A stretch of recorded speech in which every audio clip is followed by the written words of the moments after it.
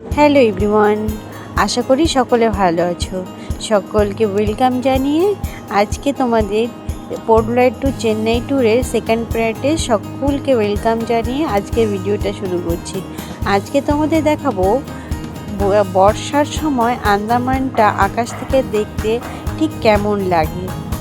যারা এখনই তাদের জন্য আমার এই ভিডিওটা। আর যদি ভিডিওটা ভালো লাগে নিশ্চয়ই কমেন্ট করে জানাবে তোমাদের কেমন লাগলো। আমার এই ভিডিওটা আমার বন্ধুদের জন্য করা, যাতে তারাও দেখতে পারে আকাশ থেকে বৃষ্টির সময় আন্দামানটা দেখতে কেমন লাগে। রৌদ্রের টাইমে দেখতে যে সৌন্দর্য, বৃষ্টির টাইমে ঠিক অনেকটাই আলাদা হয় দেখতে। পুরো ভিডিওটা দেখো, তাহলে তোমরা বুঝতে পারবে আন্দামানটা দেখতে কেমন লাগে আকাশ থেকে।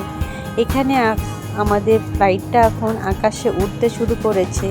ঘরবাড়িগুলো আস্তে আস্তে খুবই ছোট হয়ে যাচ্ছে আর আকাশটা খুবই কাছে হয়ে যাচ্ছে। এখান থেকে দেখো সমস্তটা দেখে অনেকটা মনে হচ্ছে জানি জলের উপর অনেক সব কিছুই ভাসছে।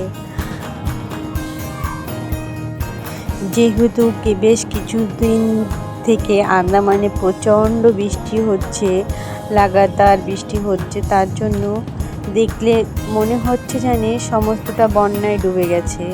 কারণ বৃষ্টির কারণে সমস্ত জল, চারিদিকের জলটা কেমন একটা ঘোলাটে নদী ভাব হয়ে গেছে, যেটা রৌদ্রের টাইমে দেখতে এর অপোজিট কালারের হয়, একটা স্কাই কালারের হয়, দেখতে খুবই সৌন্দর্য লাগে।